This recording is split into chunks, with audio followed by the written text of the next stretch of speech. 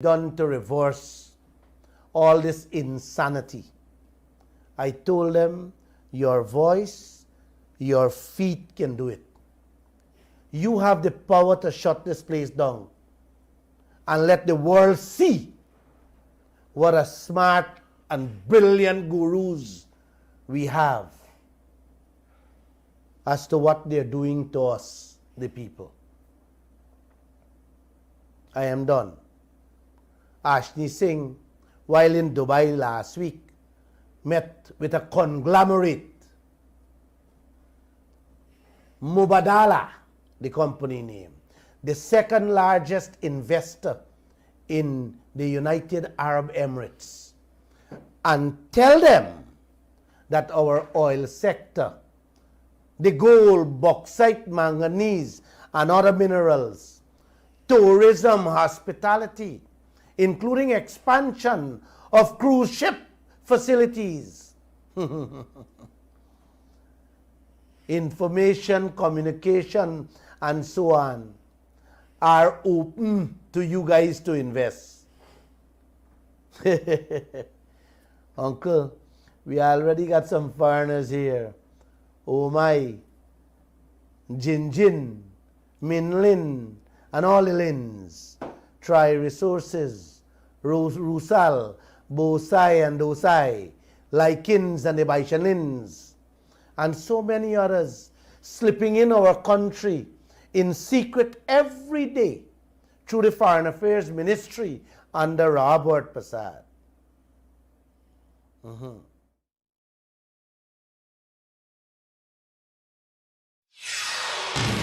This is the news on top of the hour. Live from our studio in Georgetown. Kaieteur Radio, 99.1 FM.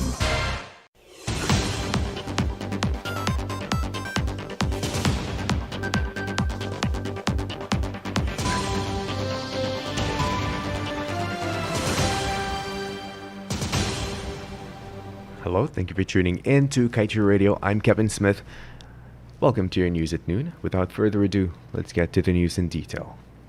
The Yellowtail project, the fourth to be pursued by ExxonMobil's subsidiary, Esso, in the eastern portion of the Stavro Block, is poised to emit significant amounts of greenhouse gases throughout its predicted 20-year life cycle. According to the project's environmental impact assessment, which is being reviewed by the Environmental Protection Agency, the project's average annual emissions during production operations is estimated to be between approximately 1.11 and 1.4 million tons of carbon dioxide equivalent per year. Esso was keen to note that there are no applicable regulatory criteria against which these greenhouse gas emissions can be compared. It noted that it will still endeavor to ensure emissions will be disclosed in accordance with good international oil field practice in aid to managing greenhouse gas emissions at a national and international level. In other news, the National Assembly's Public Accounts Committee was unable to hold its scheduled meeting yesterday, and it will be unable to meet next Monday, since clerks of the constitutional body are quote-unquote stressed out. This is according to a letter that was written to the chairman of the committee, opposition member of parliament Jermaine Figuera, on Thursday by the clerk of the National Assembly, Sherlock Isaacs. Isaacs related to Figuera that due to frequent challenges being encountered at the PAC meetings, the current clerk of the committee has developed health issues because of high stress levels and cannot continue to work with them. He noted too that all clerks from other committees within the Assembly are unwilling to fill the slot because the unprofessional conduct of some PAC members is not conducive to a healthy working environment. As a result, Isaacs could not find a clerk for Monday's meeting, and he is unable to find one for Monday. And now let's tell you, a Brazilian national who is yet to be identified by the police was on Thursday night stabbed to death by his drinking partner following a dispute over gold. According to information, the fatal stabbing occurred sometime around 20 hours 30 that day during a drinking spree at a location in central Barra Mita, Region 1. The police in a report stated that around that time, the men who were known to each other and are both Brazilian nationals, were consuming alcohol in the vicinity of Johnny Phillips Hotel when the heated argument ensued. It is understood that the argument was over a quantity of gold that one of them had brought back from working on a mining operation at the Guyana-Venezuela border. The police said that the argument caused the suspect to arm himself with a knife, which he used to stab the deceased several times to his chest and rib area. And more troubling news, at least 5 gunmen have reportedly invaded DHL, a local franchise of an international shipping company, and carted off 2 safes from the building. The DHL office is located on Cumming Street, Albertown, and according to police, they are hunting the men who had broken into the building around 3:23. According to police, the 2 security guards that were guarding the place were unarmed at the time, and one of them alleged that he was in the front compound of the establishment when a masked man attacked them. The bandit then duct-taped him and accompanied by 4 others who had reportedly jumped a back fence to enter the premises, proceeded to break into the office. His colleague told the cops that he did not hear or see anything because he was indoors at the time and it was raining. Investigators stated that the bandits had carted off with 2 safes and 3 canisters containing an undisclosed amount of cash. And now let's tell you, the Guyana Agricultural and General Workers Union recently stated on its website that oil companies and subcontractors have been replacing locals with foreigners to do driving, cleaning, and other simple jobs. The union stated that in trying to justify this act, the oil companies have reasoned that Guyanese lack the qualifications, skill, and experience to undertake certain basic tasks. However, according to GAWU, it has learned that the tasks some of the companies have hired foreigners to do are not complicated and can be done by Guyanese. GAWU also pointed out that foreigners are not only taking away the jobs from Guyanese, but they are receiving better payment and incentives than the locals. The union further revealed that apart from this, it has been told that some of these foreigners that are being brought to replace locals in the sector have not even received work permits and are working without paying income taxes to Guyana.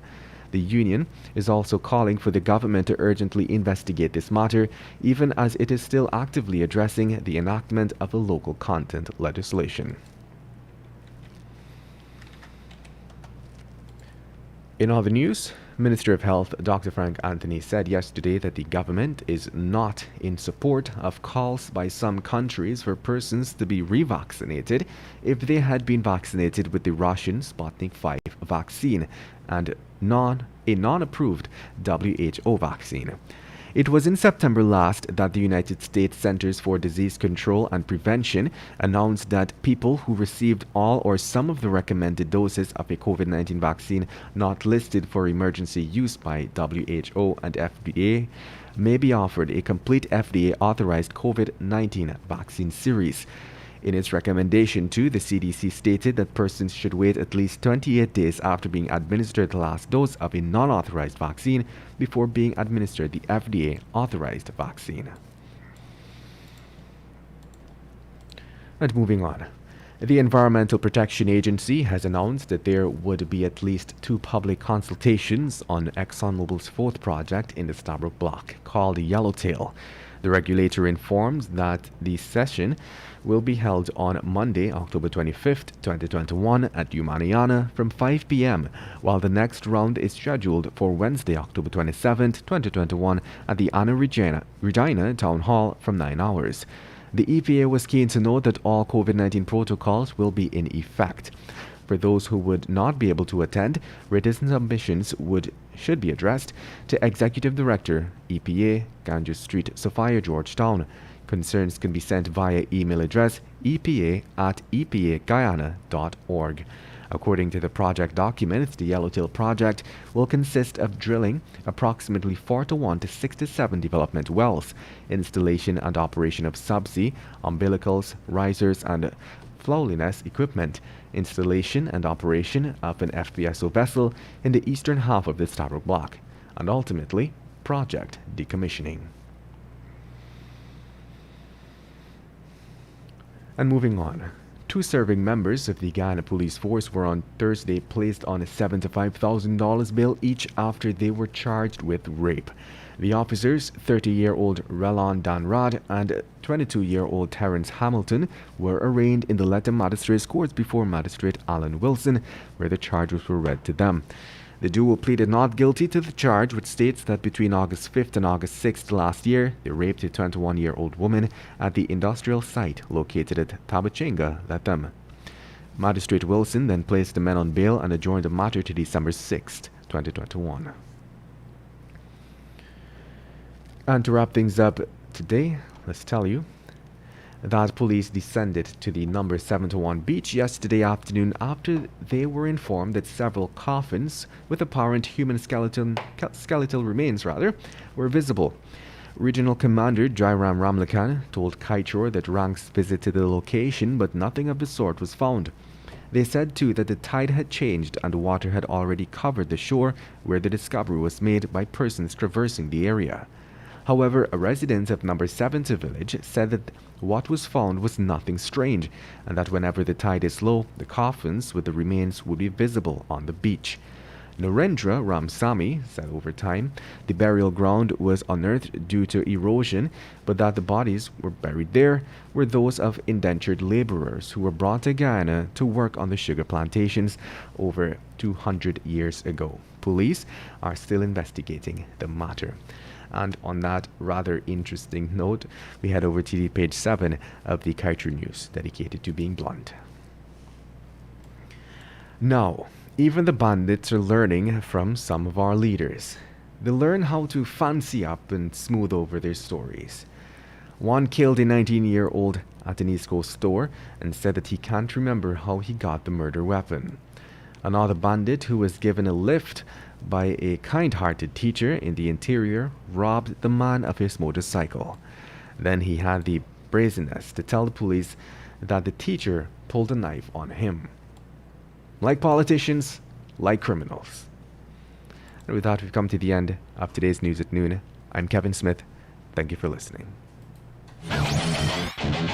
Want value for your advertising dollar? Then place your ads on Kaieteur Radio's newscasts. Streamed live on 6 different mediums, reaching hundreds of thousands. Advertise today and watch your dollar grow. Call us on 225-8465 or 226-8210 today. Fellow Guyanese, after the newscast at 12 noon every day, I am dedicating some clips with extremely important information pertaining to Guyana's future. Please, I beg you, take some time and listen to them. It is for your interest and future generations. This is a message from Glenn Lal saying thanks for listening to the Kaieteur Radio 99.1 and 99.5 FM.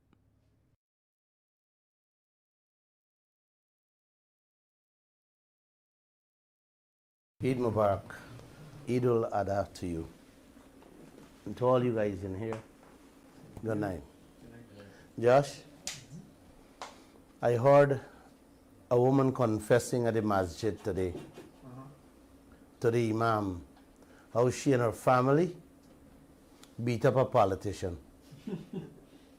The imam said, "Lady, confess your sins, not your good deeds."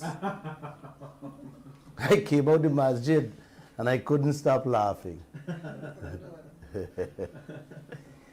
Anyhow, guys, that's a joke. I did laugh out my heart when I heard that joke, because it matches so many politicians across this world.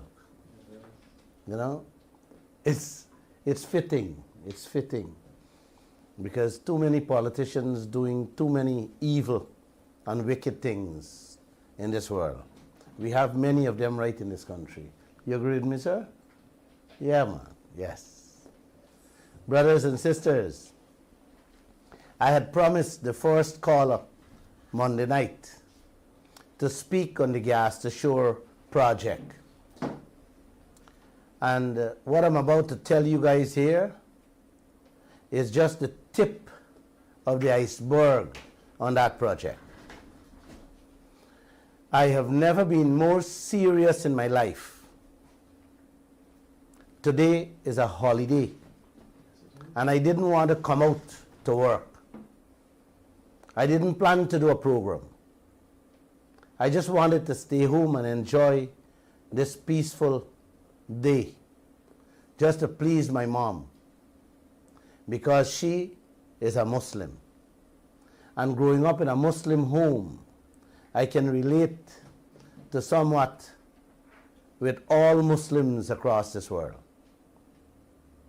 Assalamu alaikum to all my brothers and sisters.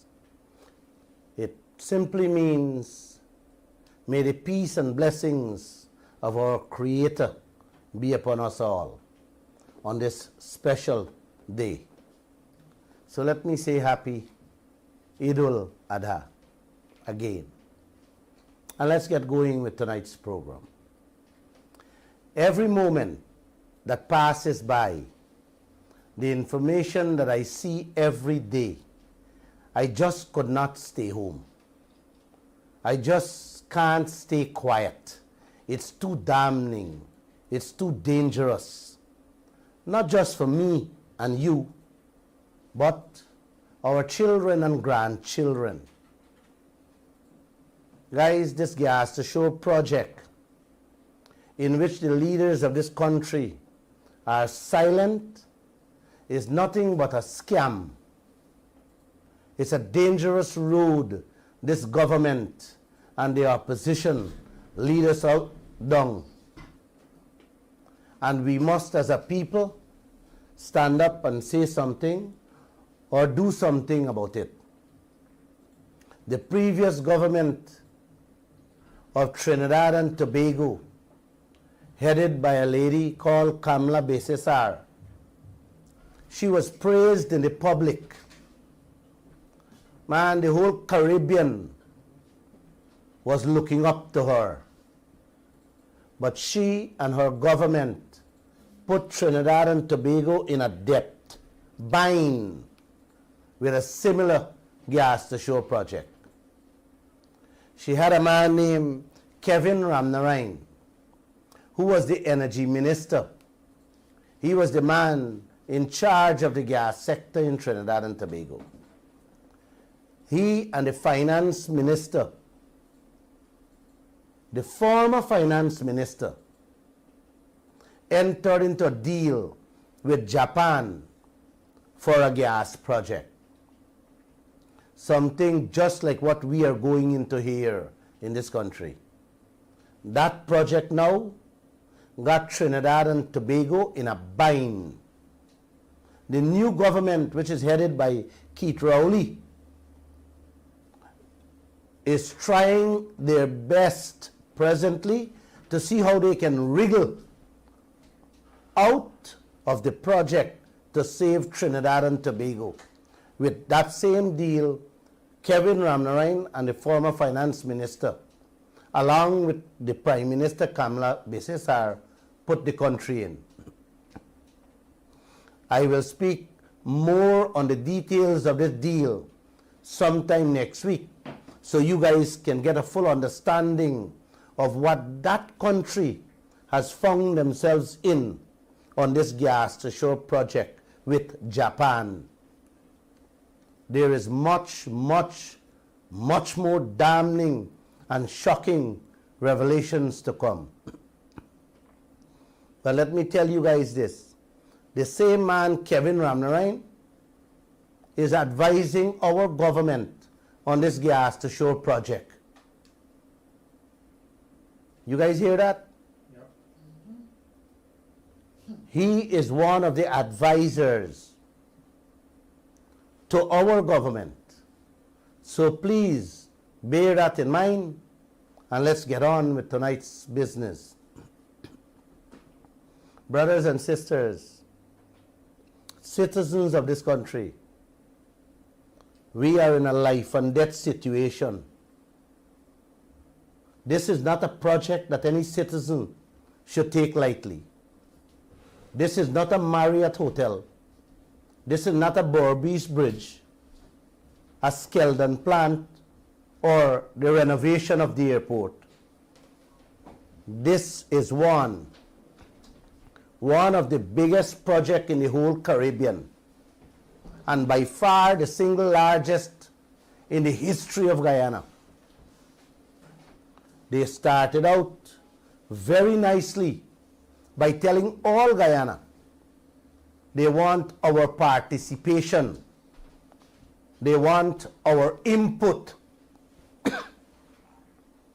They placed ads in the newspapers, on the TV, on the radio, and also on social media, asking the whole world to participate and or partake. They had the EPA, the Environmental Protection Agency, conducting what them call a scoping exercise throughout the country and even online. It is basically to hear from the Guyanese people, what are their concerns, what are their fears, what you object to, what you have problems with, so that we, the Guyanese, could have a say on whether this project is good or bad for Guyana.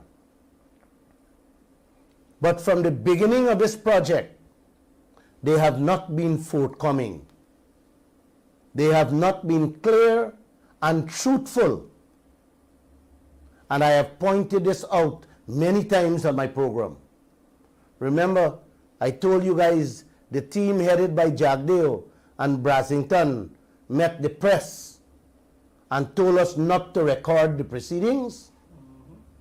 You remember that? Yes. Yes.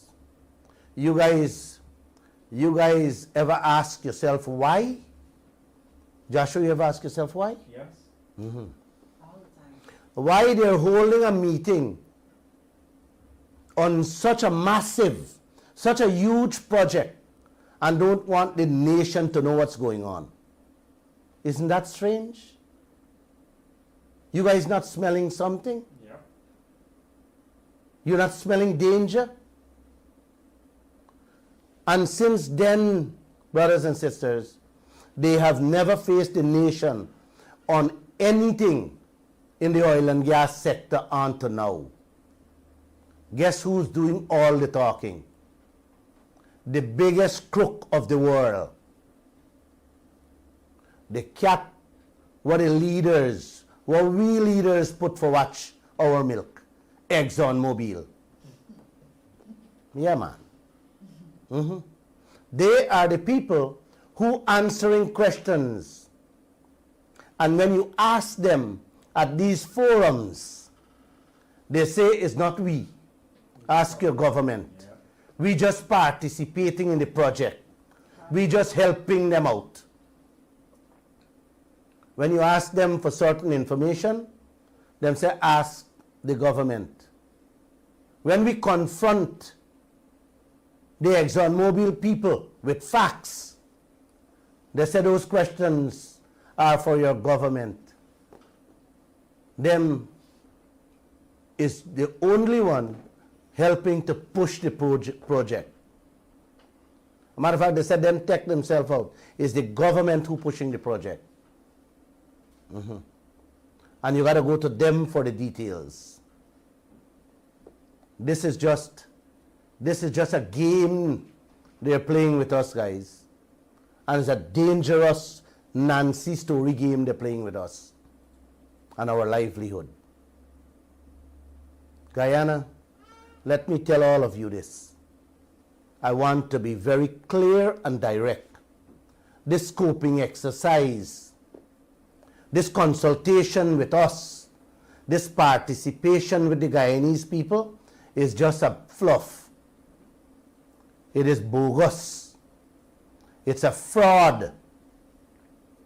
Let me repeat that, man. It's a fraud. It's just a formality them have to do to satisfy the requirements of the laws of Guyana. It's nothing more than a farce, because they don't make up their mind that this project, this Ponzi scheme, this fraud must go through. Their own barefaced actions confirms this. Hear what they did. They advertised online and in the newspapers a few days ago how they're looking for private investors for this project. Guys, this public consultation exercise ain't even done yet.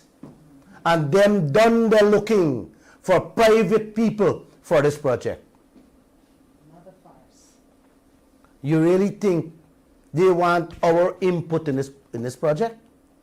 You really think Jagdeo and Brasington them care about our voice, our concerns, our well-being, our future, our children's future? Man, hell no. No. Them done got the people line up for the project to rob this nation of its God-given wealth, what belong to all of we. It's another PPP project, not the party I'm talking about. A public-private partnership project. One that will be worse than the Marriott and the Berbice Bridge. Those two, the Marriott and the Berbice Bridge, are like pennies compared to this one, this gas project. This one, guys, is billions of US dollars involved, not hundreds of millions, billions of US. And I'm pretty much certain that some of you forget. You forget how these PPP projects does work. Let me give you a quick reminder. Them to take our money, your tax dollars that you pay in every month through your salaries and put it in these projects. Guyana has put the bulk of the money in these projects, and the private people who put in the small change does be guaranteed to collect the hog of the profits in these projects. Man, the Marriott and the Berbice Bridge contract design. It designed in such a way that even if the project doesn't make money, Guyana have to find money to pay the private investors with our tax dollars. That is how Brasington, Jagdeo and Ashni Singh designed them. Let me give you guys a quick example, a simple example. Your daddy puts in $1 million of the family money in a baker shop. He brings in his neighbor with $5,000 in the business and make out a contract which says if the baker shop make money or lose money, the neighbor must get $1,000 a day for the lifetime of the baker shop. That's what it means. So if the baker shop doesn't make money, then the children got to go out and work to pay the neighbor the $1,000 a day from their salary. That is the contract that Jagdeo them signed with the investors for the Berbice Bridge and the Marriott Hotel. I have a gentleman sitting right next to me here. He paid me a visit. He's an accountant by profession, a chartered accountant too. He went through some of these projects, and he just looking at me and smiling here. That's a beautiful deal, man. I want to be in a deal like that. What you say, brother? If I can make money on my little investment, whether this thing make money or not, who doesn't want to be? It's a win-win. Who doesn't want to be in such a project? You're always on the win. Yep. And the Guyanese dollars is always in the lose. Guys, when I read that ad that Bharat Jagdeo Ministry put out, I hold my head and say, no, no Lord, not again. This country can't take this one. Matter of fact, I had to say a little prayer for Guyana. And all you guys